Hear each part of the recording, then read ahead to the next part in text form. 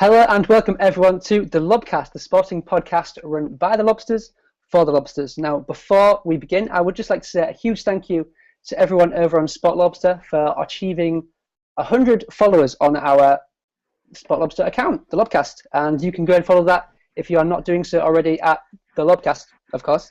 So today we are recording our third episode. And joining me, Jay Waller, today we have Kirsty, Jake, and we have Ross. Say hello, guys. Hello. Hello. And that is the gang today, the awesome Spot Lobster users that you are all familiar with. And on the first topic of agenda today, football, a sport we all kind of know something about. Kirsty loves it. A little bit. I've been to football matches. That counts, yeah. That's good. Yeah. Qualify, it's fine. So it's been a very interesting week of football. Lots of big upsets. Champions League football, FA Cup, Premier League. But the question I'm going to ask you guys is which club is in the worst position right now? Is it Chelsea, Arsenal, Aston Villa, or Manchester United? All in precarious positions for their own reasons. But Jake, who out of those four teams would you say is in the worst position right now? Oh, well, you know, being a Midlands boy, I'm gonna stump for Villa. I think it has to be. They look horrendous. I've never seen anything like it. They don't have any ideas of what they're doing on the pitch. They don't have a cohesion through the middle. You know, in the past they've had players like Gareth Barry in the centre just holding things together. I mean, Idris Gueye and Jordan Vertu, they don't look half the holding midfielders that you used to. Westwood has gone backwards, if that's possible. Jordan Ayew has come in and he tries his hardest. Poor guy. See him like running all over the place, having shots surprising, but they've really got nothing. They're going to go down, and they're a big club, and they're going to lose a lot of money on the TV rights. And I'm scared for them. The Wolves fan, I look forward to beating them next year. I mean, the thing for Villa is it's such a weird situation because, you know, we've seen this kind of go on for 5-6 years, this steady decline, and it's really kind of hitting them now, and it's getting out of that kind of stagnant period. And Ross, where do you think they go from here? It looks like they're going to get relegated, but where do they go from there? Yeah, massive problems at Villa. As you say, it's been huge. You can see the decline, like you said, over the past sort of 4 or 5 seasons. They've been hovering above that sort of relegation zone with no ambition, just the ambition to stay in the Premier League. And really, a club the size of Villa should be aiming much higher for that. They should be on sort of top 10, sort of top half of the table, edge of Europe, really. But there hasn't been, the finances haven't been pumped into the club. Randy Lerner's, you can see it's a sinking ship, and obviously if they go to the Championship, I honestly think it could be another Leeds United on the case. They could get relegated again into League One. I can actually see that, because obviously their wage bill must be quite high with the players they've brought in. They spent a lot of money, and Villa, it could get really bad for them. It could be, you know, like a Coventry City, Leeds United sort of scenario where they go into League One and they stay there for a season or 2 or whatever. But no, I'm quite. I mean, Villa, to be honest, I've been waiting for them to get relegated because I've been watching. I know it sounds quite bad. Sorry, all you Villa fans out there, but when you watch them as well, they're not really that great to watch either. They're quite scrappy. So for me, they are a big club, but for me, I've been waiting for them to get relegated for the past 3 seasons. Yeah, but you know what I mean. But so that's my take on it. But I definitely think, out of the 4 teams you've mentioned, Jay, that Villa, I think the situation is definitely worse there because obviously when you drop out of the Premier League, it's the money that's pumped in now into the Premier League these days that's so crucial for the top clubs.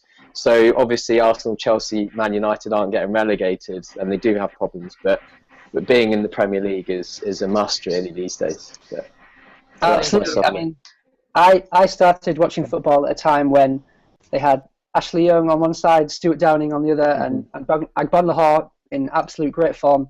And for a lot of the season, I think it was 8 or 9 or 7 or 8, they looked like getting a 4th place. And that was during a period where spending by Lerner was quite good. They were investing quite well in the squad, but now I don't think they've invested heavily since. I mean, they bought Darren Bent for big money, and that didn't go so well. But it's a very precarious position for them. Yeah. They signed quite a few players this past summer. They did. Some of them were for big money. IU especially. But it's poor transfer strategy. They've bought a lot of players that have played in the Premier League before. They didn't get a huge amount of money for Delph. And he is a very good footballer. I'm sad to see him sitting on the bench week in, week out. I like him in the England squad. But they've just bought poorly, and they've got a lot of players that need to go as quick as possible.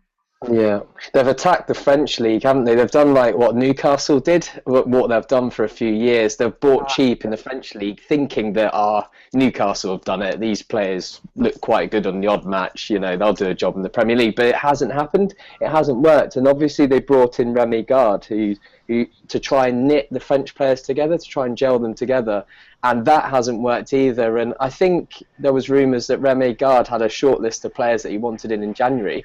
But he basically grew frustrated that the board kept knocking back the targets. I don't think they signed anyone in January in the end.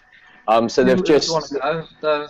It's either end of the coin, and like who wants to go and join a sinking ship that's definitely going down. I wouldn't be surprised if Gard left with his head held high. He's done as much as he could, but it's a lost cause, that one.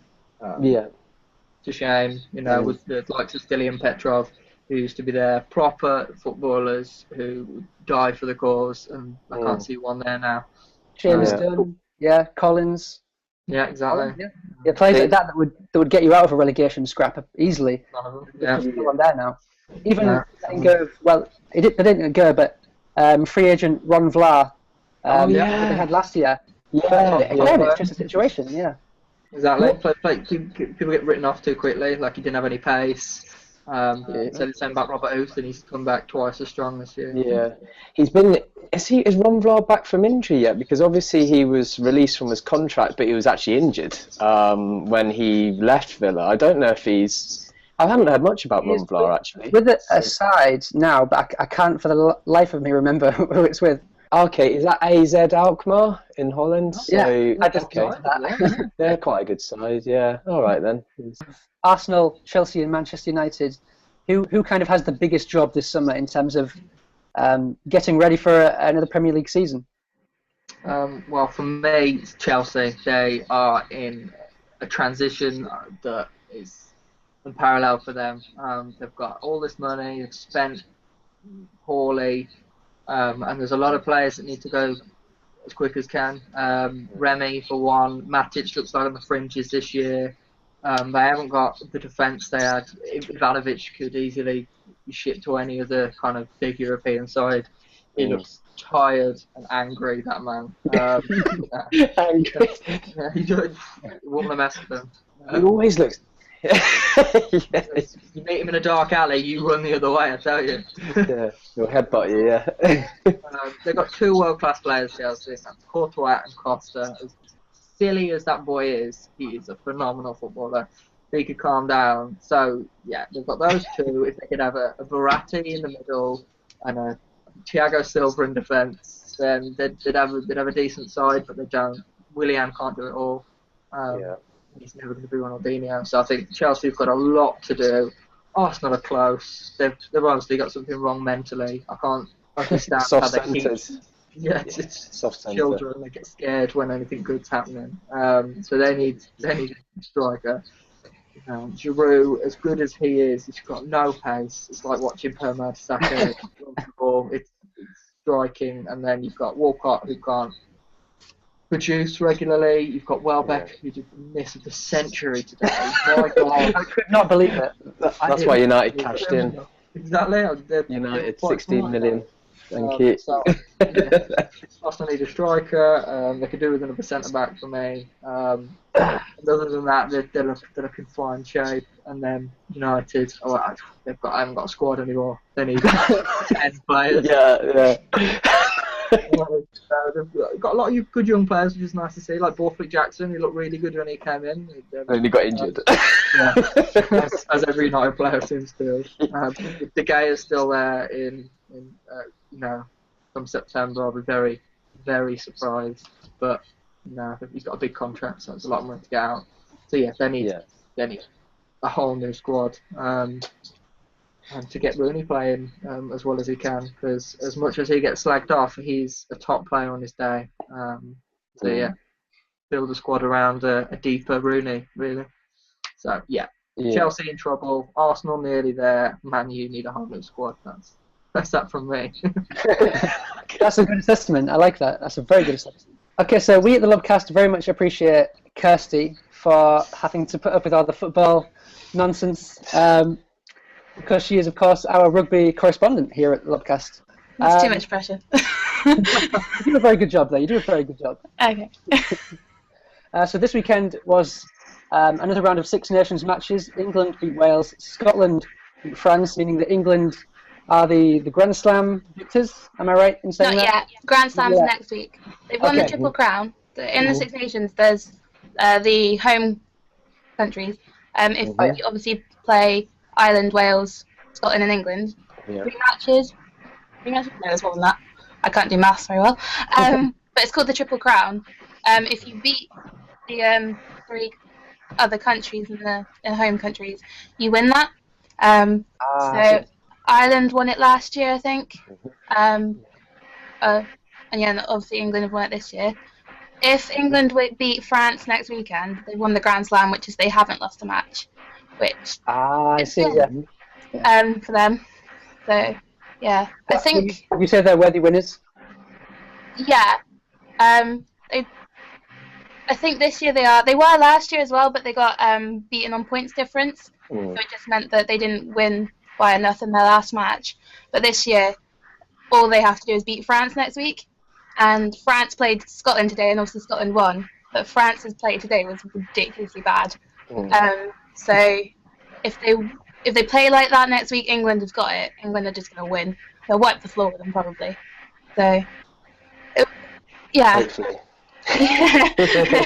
Well, obviously Scotland beating France today helped them a lot because it means France can't really come along and make next weekend a lot easier for them. So they have a lot to thank Scotland for, which is nice.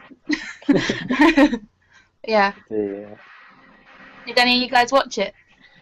Yeah, well, I did. I've been sort of following the Six Nations, and I thought it was a great performance from Scotland today. But they do play with passion, don't they? And I did have a feeling they might turn over the French today. But saying that, the French still had the Six Nations to play for, so and great win for them, wasn't it? But England have been, I think, worthy winners, and I can see them sort of winning quite comfortably, I think, against France. Yeah, to get the Grand Slam. Considering France could come out and they were kind of chasing the title, they didn't really play like a team that was chasing anything, and the ball handling was terrible. Like the amount of really bad passes, loose passes, and they were knocking on so many times. The really annoying thing was though that they were playing that badly that Scotland could have taken more of an advantage. Like, so many interceptions could have been done, and they just didn't. I think there was one try, the Duncan Taylor's try was from an interception. Oh, brilliant. Oh my god, I was like on the edge of my seat just screaming. Like, not even a word, it was just a high-pitched squeal coming out of my mouth. But I was really glad that he got that. But yeah, I think France just weren't their best today. They should have been like 6 points ahead in the first 20 minutes, but they just missed their kicks. That was Mashno. So yeah, they're just not consistent. Whereas next weekend, I think it'll be I don't think it'll be an exciting game. I think it will just be England showing off, and they won't have to worry about much. So yeah, they won anyway. So it'd just be like a pride thing.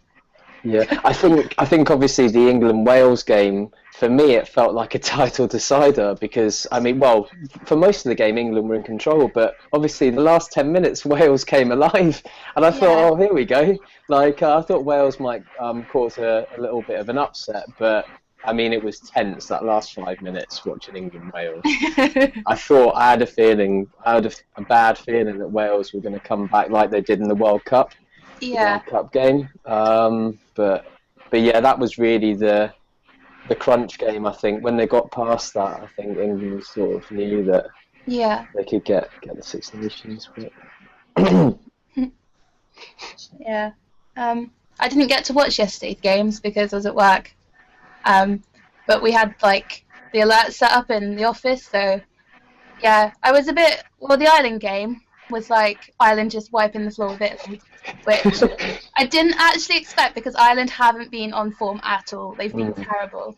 And Italy have been playing quite well, but obviously conceding a try in the first 3 minutes, you're not going to play the rest of your game. You're either going to, it just makes or breaks you. You're either going to turn around and fight, or you're just going to feel a bit dejected. So yeah, I was getting notifications every 2 seconds for the Ireland game. England game came on and nothing for 20 minutes.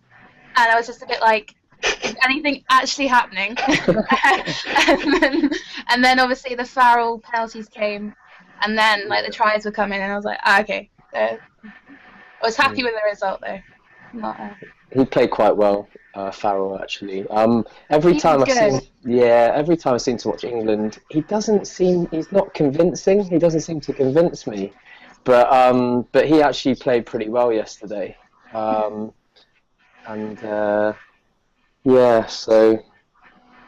there's a bit of controversy about that game though because of the Wales player. I think it's Cole gouging someone's eye. Oh, I saw that. Yeah. No, I haven't actually seen a video of it, so I don't know. But I saw that. It was I can't remember the guy's name. It was a Welsh player actually, a young Welsh player who plays for Exeter Chiefs, and he came into I think it was a mall. He jumped in. And it looked like he went to gouge Dan Cole's eye, but it was inconclusive. So what happened was a penalty was awarded to England, and there was no sin bin because it was inconclusive. But there might be retrospective action on the incident. So I'm not too sure what's going to happen with that. But it did look. They weren't sure. They weren't certain that he was trying to gouge his eyes. But yeah, it was inconclusive.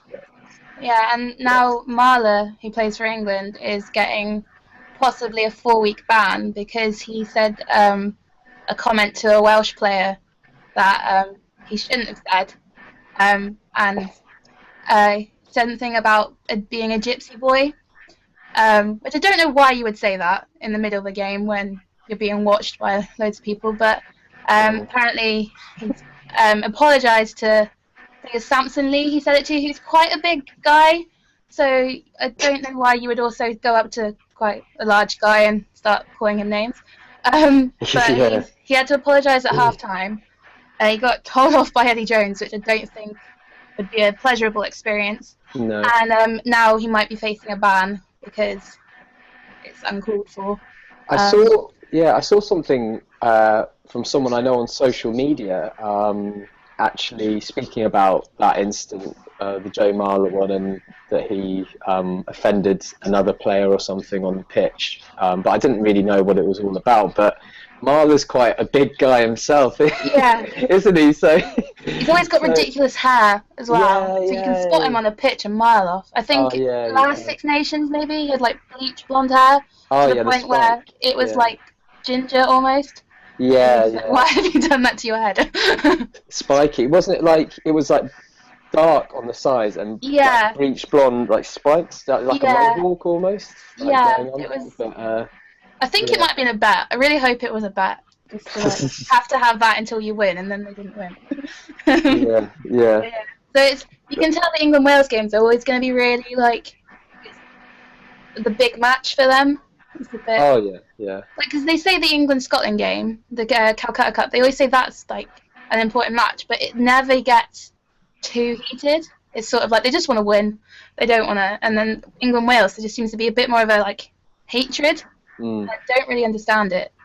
So. Awesome. So this week, Maria Sharapova in the tennis world admitted to taking a banned substance, and she is now wondering what the hell is going to happen to her career, basically. So, Jake, should Maria Sharapova be banned from tennis? Yes. I think it would be naive at this point of time to give her the benefit of the doubt and say that she forgot to read the email or the document that she did.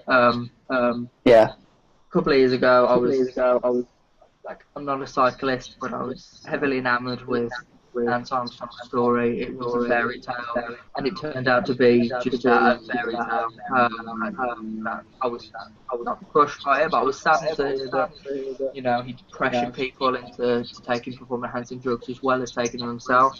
I think in the world that he's left, you can't trust people as much as you like them. Like Maria Sharapova, apart from her beauty, which a lot of people focus on, a brilliant athlete, and she deserves all the accolades she has. Let's hope, anyway.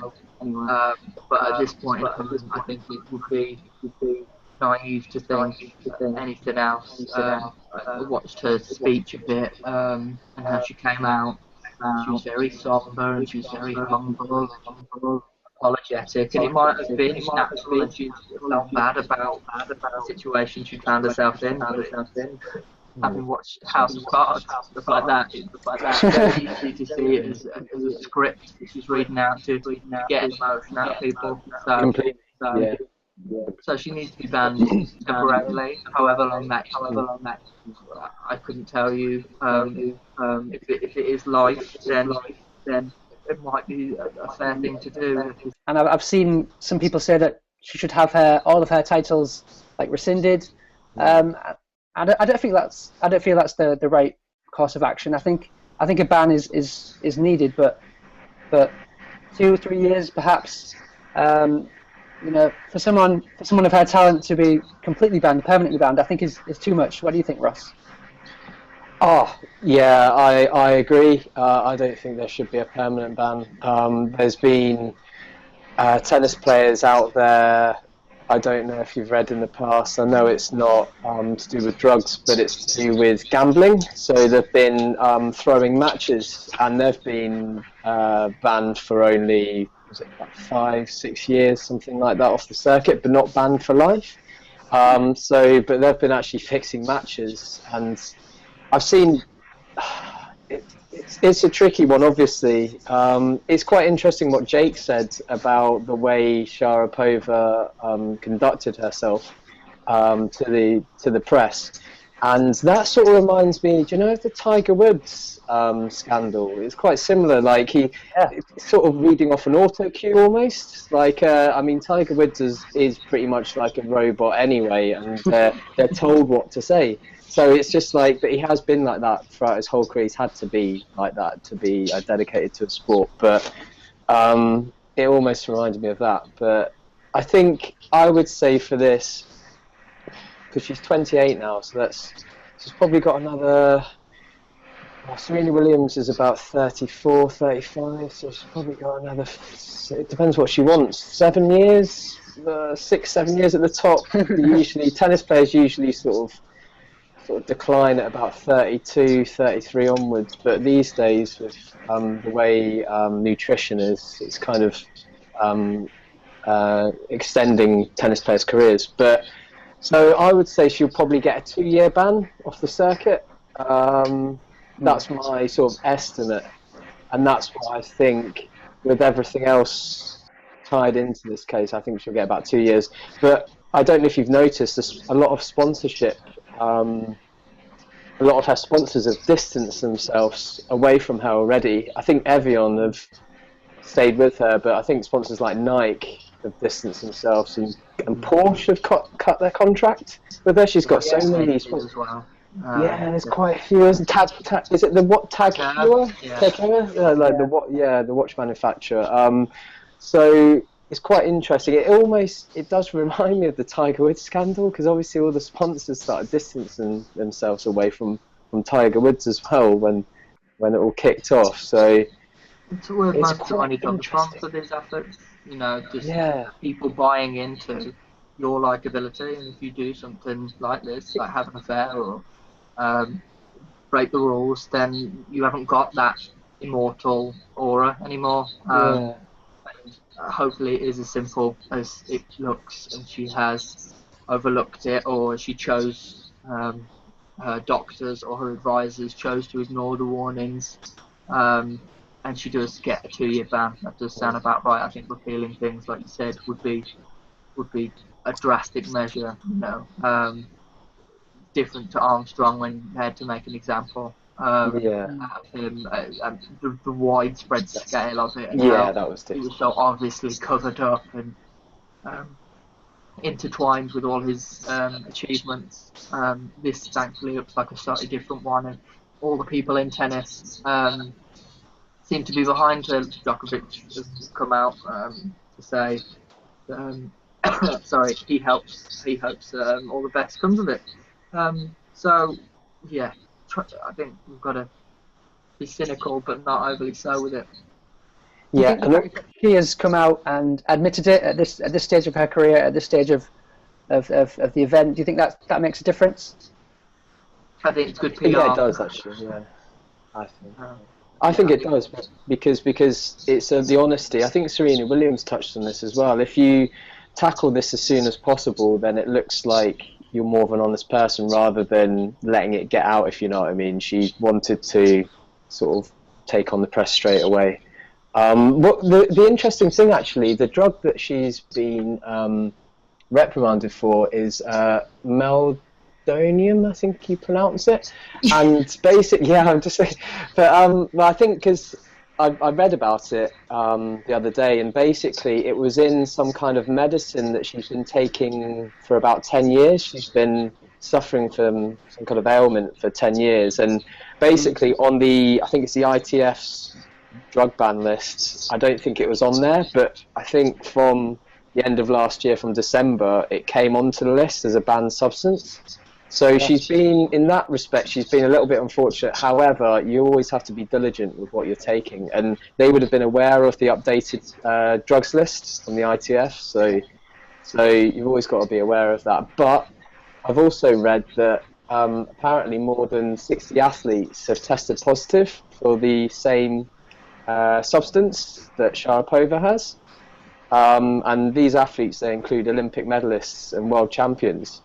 So, I mean, it is very interesting. I really don't know. It's opened up a can of worms. I really don't know what's going to happen with this. But I can't see a lifetime ban because I don't know, she's such a big superstar in tennis. I don't know, it would be quite drastic. But It would. I think it's a good thing, though, that it has happened. Not obviously to her, it's not a good thing, but this can of worms does need to be opened. We will never see the full spectrum. We'll see the edges. There's plenty of people that have been accused and denied things, and we should leave it at that. It's not for us to debate who has doped and who hasn't, but we do need to know on the other side of that coin. It is sad that athletes like Nadal have to come out and say that they're clean and then they haven't done anything wrong, and scrutiny should be given, but should be done very carefully. So it's a fine line we're walking, I think. I think we've been very good in that rugby and football. I've never seen this kind of thing on a large scale. Rugby does have a problem. not that we know of, but yeah, I know what you're saying. Rugby has a huge problem at the moment with not so much professional, like not the bigger games, but like the lower leagues have a huge problem with. I think it's probably more steroids with them failing drug tests and it getting kind of like brushed under the thing because it's like smaller teams wanting the success, so just kind of hiding it. And it's come out that I think Wales has a huge problem because I think it's the small. They don't know what drugs it is, but as obviously those players move up through the ranks, it's getting then they become a bit addicted to it. So they wouldn't be able to make it in like play for the Principalities and for Wales without a huge scandal. I read something the other day where one doctor said that it's not so much the fact that she's been tested positive for it and that it's become illegal. It's the fact how long she's been using it for. Yeah. It's not for a specific ailment, so she's actually probably going to be treated for addiction because she's become addicted to that drug, which is more of a problem. That if she's been encouraged by her physician or whatever to take it, that they're not. It's more about self-care than anything, like your well-being. You shouldn't be addicted to something ever, really. So it's more worrying for her than anything, because now she's going to have to come off it, or hopefully she's come off it already.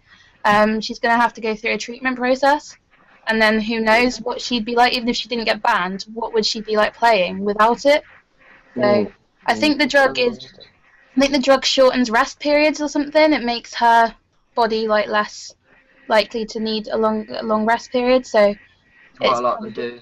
I think it's heart medication as well. Something is used for that, and obviously if you don't have a heart problem. Yeah. So yeah, it's a bit worrying that it's taken this long to address the fact that she's been taking something that's not really designed for her.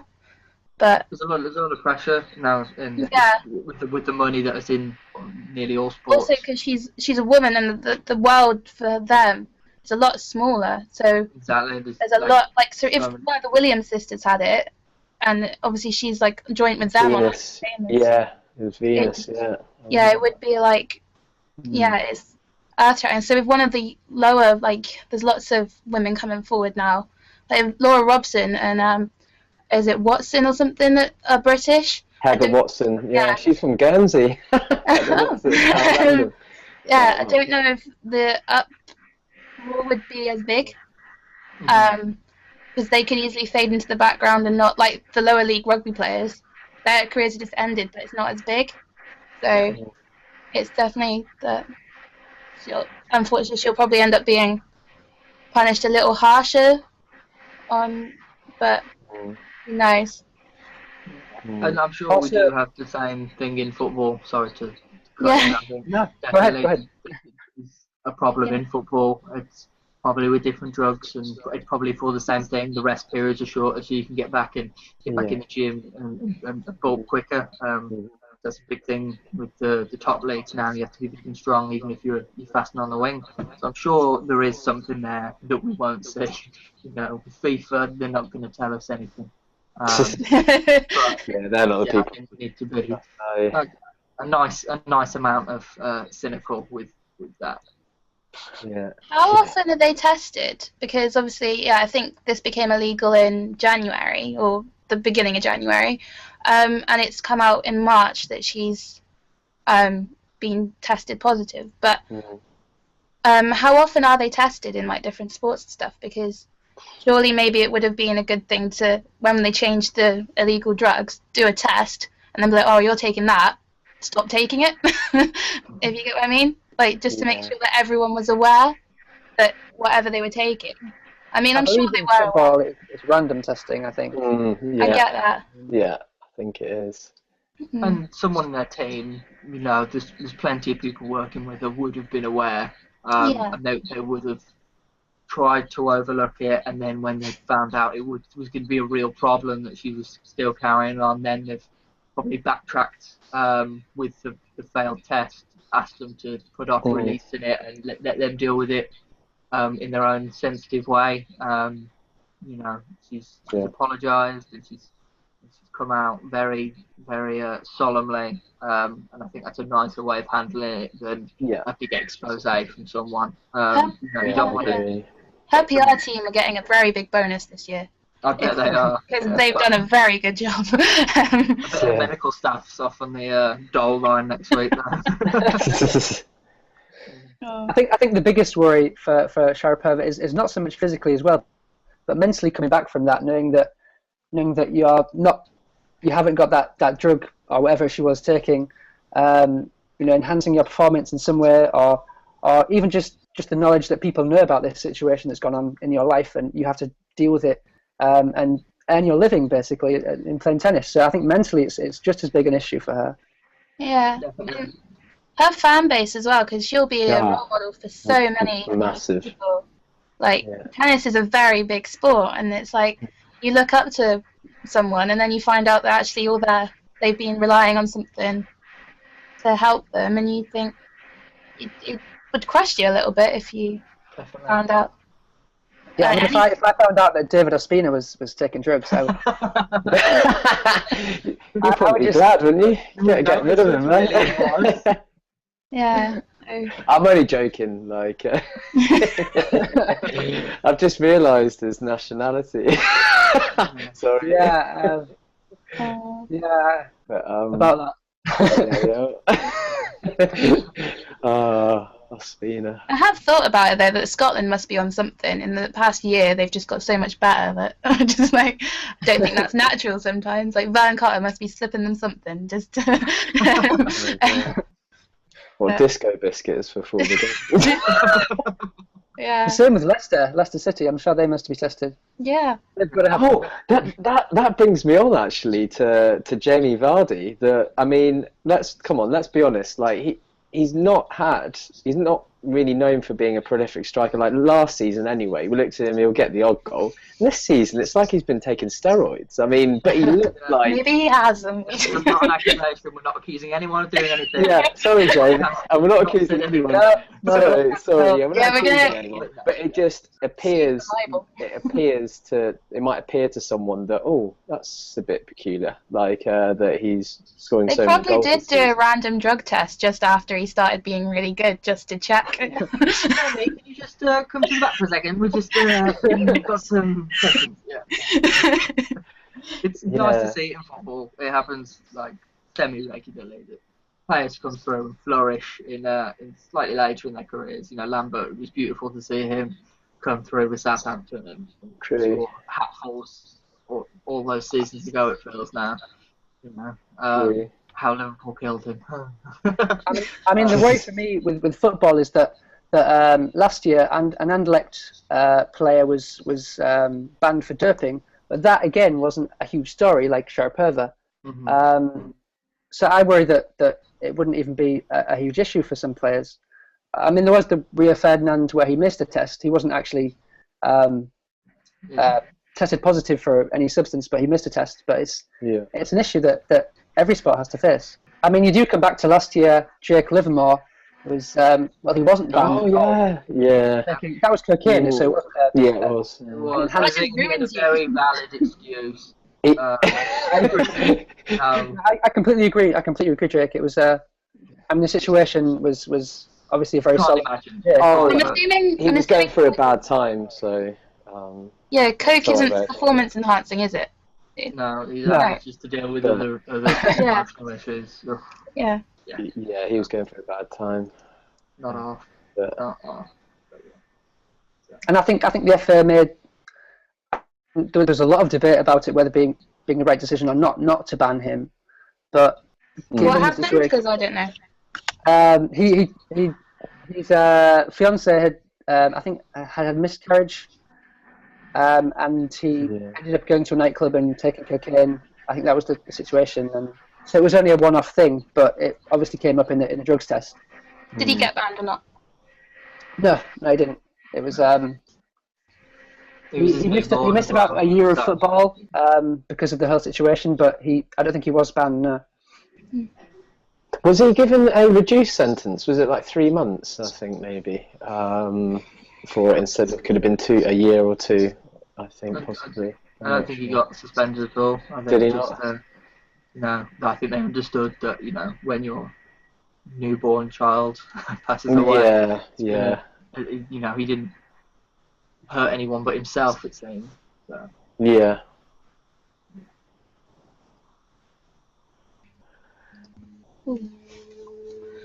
There we are. Nice topic to finish. Yeah. It's a happy way to end. Funny sporting moment of the week. Go. That's Super Rugby. There's a video of a guy doing a clearance kick. So basically getting the ball out of his end of the pitch so the other team can't score a try. He goes to kick it and kicks it into the arse of the player in front of him. So it just bounces behind him. It doesn't actually go anywhere. I've watched that quite a few times. So yeah, that's my I don't get enough of this on Sport Lobster because they do like Strike of the Week or something, don't they? Oh yeah. Oh yeah. And like, Yeah. I just Yeah, some of them. There's another one. Yeah, that would. Yeah, there was another one, but I can't quite remember what it was right now. No. Yeah. Well, for me, it's Costa's bite kiss. That was a lovely, tender moment down Barry's neck. He went in all passion and he came out all lips. So. He came out an idiot like the way he came. Yeah. I think Barry got himself sent off 2 minutes later, so he's no better. You know, what a pair. What a pair. Yeah, funny. For me, probably the funniest sporting moment of the week was a video I saw. It's in from the Israeli Premier League football. And it's basically, you've probably seen a couple of these videos, but basically the medical team come onto the pitch with a stretcher. Obviously, there's a player injured. They put him on the stretcher. And again, you've probably seen it, but they try and take him off on the stretcher, and he falls off the stretcher, and he's like really badly injured his knee. So what he does in the end, what happens in the end? He throws the stretcher away, and the captain picks him up, and he puts his arm around the captain. The captain, he's actually limping off the pitch, being helped by the captain. So it's another medical team. They're just incompetent medical team, the stretcher. I saw another, I think it was the Cypriot Premier League a few months ago it happened. It was a similar thing. But this was, he had to hobble off the pitch himself, like hop off the pitch, being aided by the captain. It was just ridiculous. Wow. But how are we still there in this day and age? My sporting moment, it wasn't this week, but during the Manchester United Arsenal game when Van Gaal decided to, I don't know how he described this. He just kind of fell over, you know. Great moment. That was bit. Have you seen all the Mickey tapes? Like, you've probably seen all the videos that have been made. Jumping out of the bin. I saw that. Oh, I saw that. I didn't know the context, but I saw that. Yeah. That one. Van Gaal too. That's It would my Van Gaal impression if this wasn't going to get recorded. Well, it's not that well. It's not a pretty sight. It's not a pretty sight. What his not his mathematical? Have you seen his mathematical video when he's trying to say mathematically? Oh yeah. Mathematically. Trying to pronounce it. Poor man. But I hope he's not going to watch this later. But if you're going to tune in, then no offence, but I just found it funny.